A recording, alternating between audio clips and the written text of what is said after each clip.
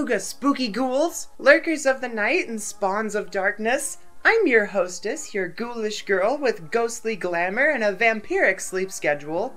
This season, the robots won't be the only ones in disguise, so let's talk about some Transformers. Our tale begins many a fortnight ago when Hasbro bequeathed us this Tarn figure for the Legacy line. A tall, dark, handsome space tank dripping with menace and edge, and not too long after followed their zany, zestful Bludgeon cousin. And in the spirit of Halloween, I thought a nightmare pumpkin skeleton occultist tank swordsman monster would be appropriate for today. So straight from the dungeon, it's Legacy Evolution Bludgeon. Side note, I wanted that last sentence to rhyme more, but apparently one of the only words that rhymes with bludgeon is dudgeon, which is defined as a feeling of intense indigestion. Now, Bludgeon began life as a pretender in the late G1 era. He was kind of the only one who had any sort of prominence in the intervening decades with multiple toys and media appearances.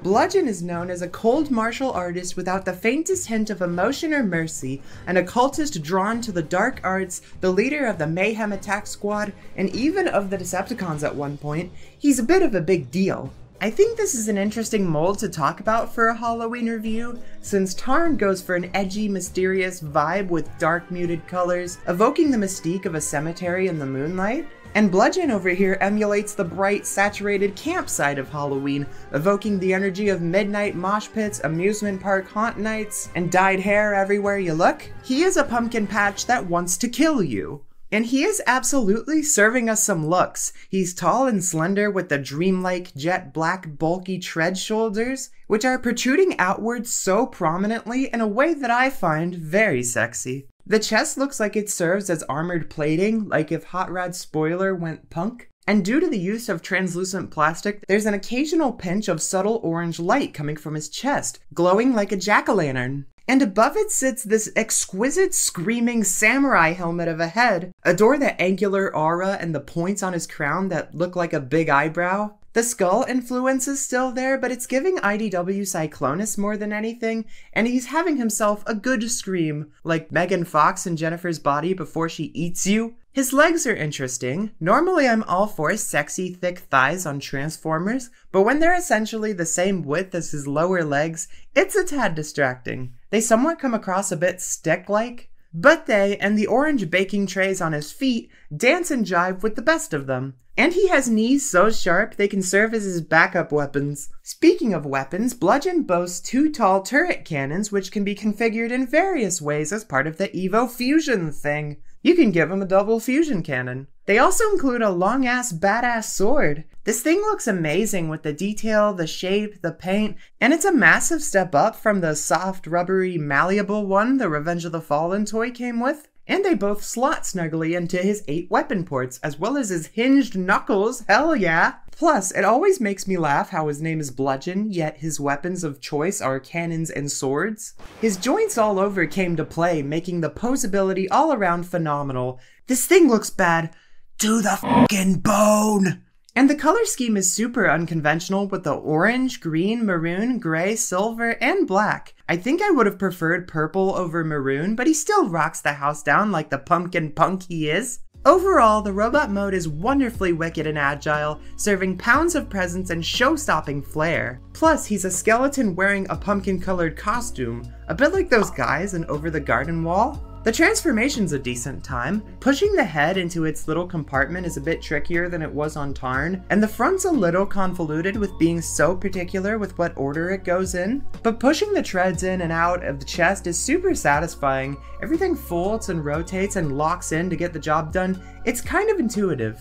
And here we have Bludgeon in his space tank mode. And while not as killer as the robot, he's still serving a 4-course meal of kicking your ass. He's fashioning a fierce front featuring his Sentinel Prime snowplow right next to his long black treads and 2 rows of cannons. The top ones, made from the turret cannons, are so long, cool, and hefty, like if Animated Swindle's cannon got the G2 treatment.